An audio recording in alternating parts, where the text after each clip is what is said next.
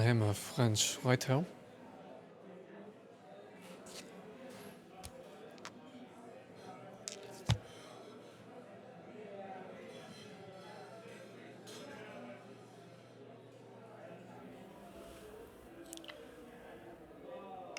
May I speak to you?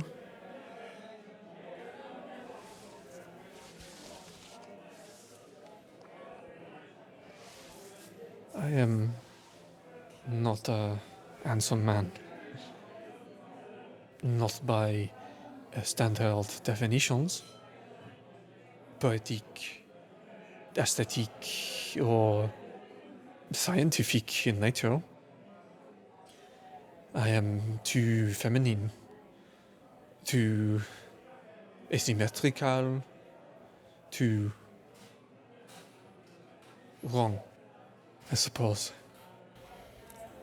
In cafes such as this, I do not sit across from mirrors or at windows because no one should have to see me from the street, and I cannot bear another me at the head of my table. And I tell you these things not to elicit sympathy, but I wish to convey my intention.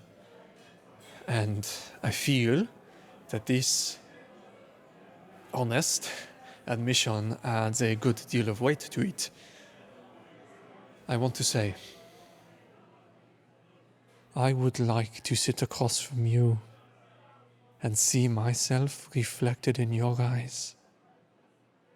And I think we should take a table near the window so that the world can see my joy.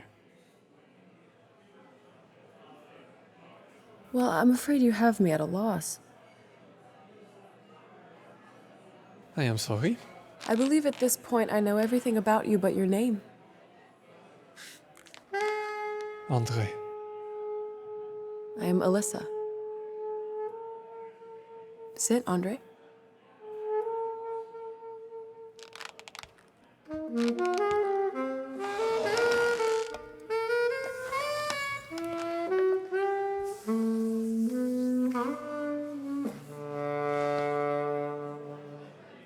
You look troubled.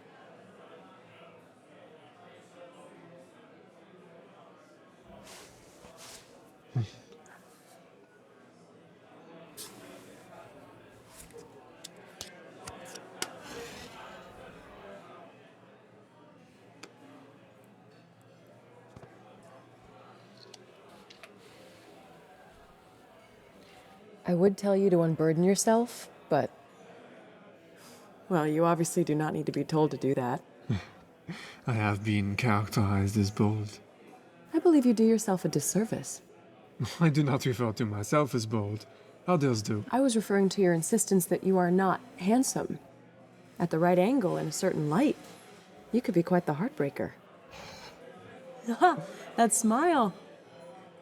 Yes, that settles it then. Quite the heartbreaker. You do me a great honor.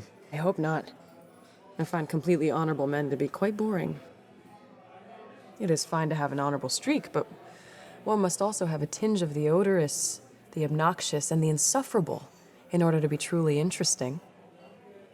Have you those attributes as well? I have been accused of being all three. I've also been known to be drawn to those with a hint of tragedy about them. I am well acquainted with loss. I find those that aren't to be terribly boring as well. That seems rather glib and callous. It is. But in the way permitted only to those who have suffered terrible losses. I have suffered a traumatic divorce and lost the care of my children. I lost my husband to the sea and my only daughter to despair.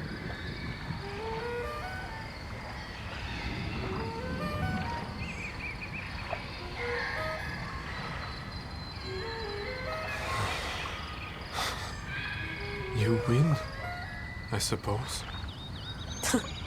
And what a prize I claim.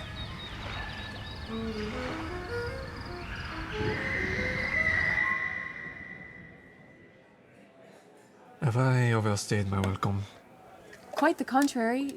You have made a dull evening into something quite delicious. Do stay and drink with me.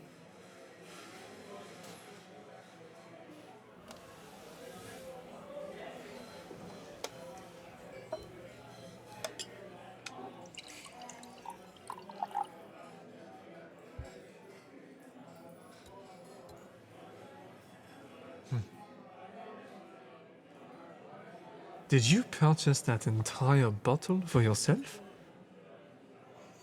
I purchased it with the intent to share it. Sometimes an interesting person joins me and we drink for a while. Sometimes the conversation is clever, sometimes dull.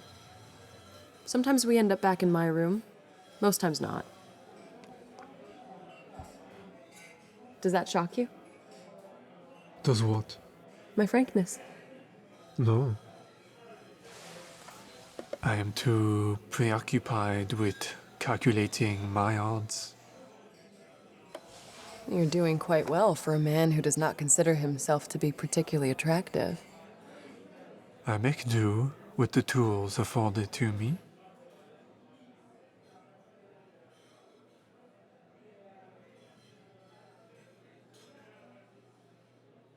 Which, in order of their brandishing, are boldness, wit, and vulnerability. Boldness is your angle, wit is the light. And vulnerability? A beautiful flaw. A crooked nose, a tooth, askew, it gives you character. You view vulnerability as a flaw. No. You do not? No. But the world does. And as often as possible, I try to be not of this world.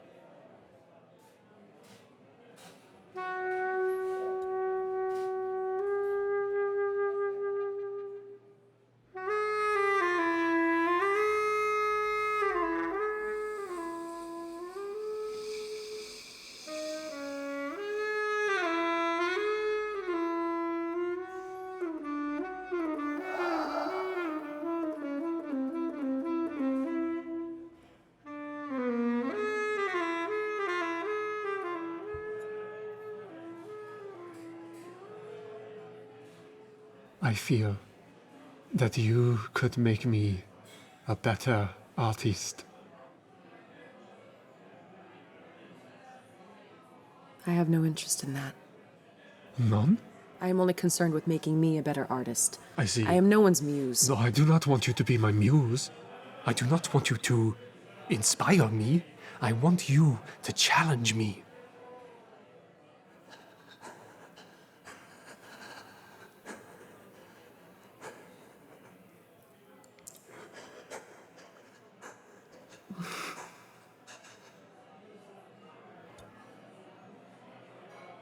That deserves another drink, then.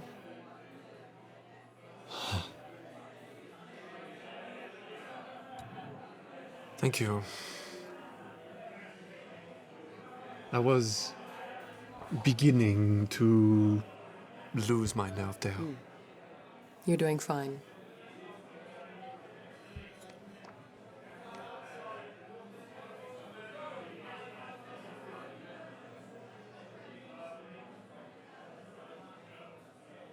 What happened to your daughter?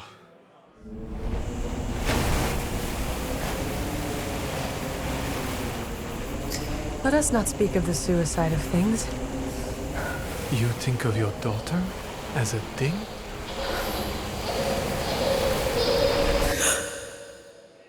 Of course not. I meant things, not in the sense of objects, but things in their existential totality. As in, things are not well.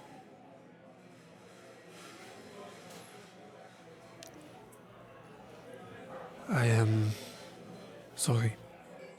No reason to be sorry. It is an important topic of conversation.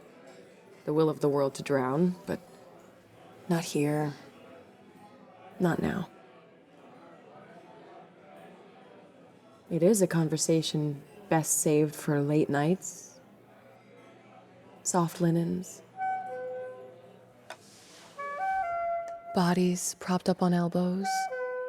The melancholy and sleepless hours between drunk and hungover. Will we have such a conversation? I hope we will have many conversations.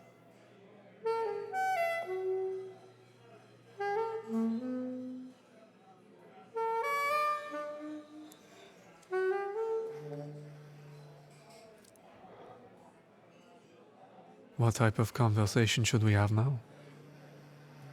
You could ask me about my art. I told you I was an artist, but you did not ask me what I make. To be fair, you did not ask me about mine. You introduced yourself as a French writer, that is all I needed to know. There are many different types of French writers. There is only one, Rimbaud, repeating himself backwards and forwards in time, self-obsessed and destructive, the bruised and wilted romantic. We have political writers. I am one myself. On occasion. At what point in history has French politics not been driven by wine or a broken heart?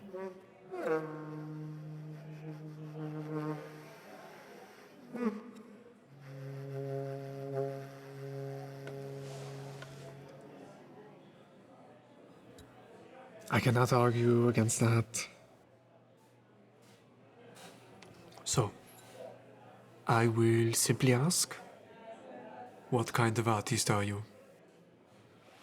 I am a poet, and I build boxes and fill them with scraps.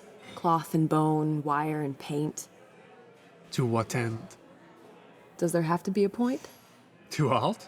Certainly not. But I suspect there is with yours. I suppose...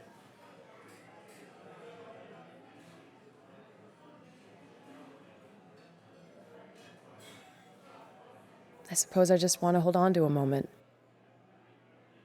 To make of fragments barricades against grinding despair.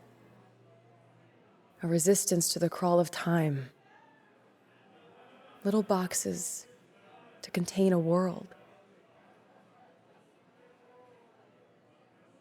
And your poetry? I write, and then I tear the writing to pieces, toss the words in a hat, and draw a new poem from it line by line. Oh, I do as well. I knew it. You look the type. Boxes have their place, order and structure and all that, but one must have a little chaos in her life, or run the risk of going mad. And not in a good way.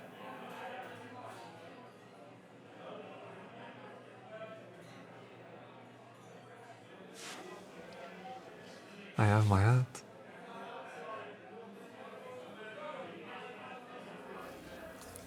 And I have the beginnings of a poem.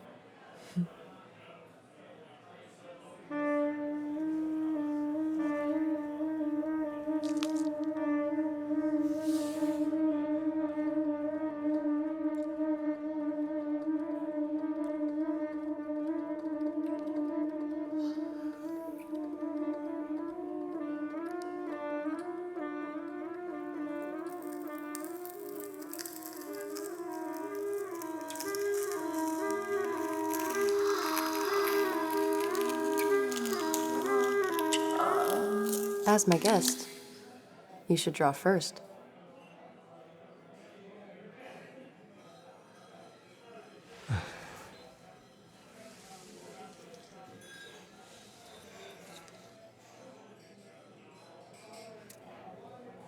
Your bones.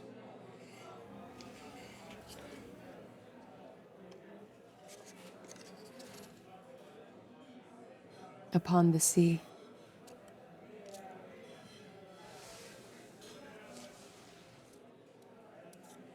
The air of beating wings.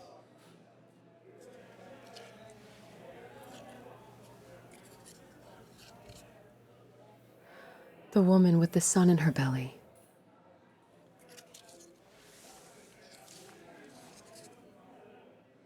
The way that I greet you.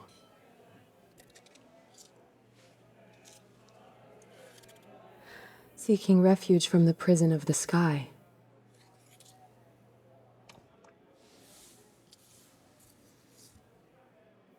dreams without sleep. Naked as the day we met. Who all knew? May we retire to your room? In a bit. Let us move to a window first and finish the bottle. I would very much like the world to see us.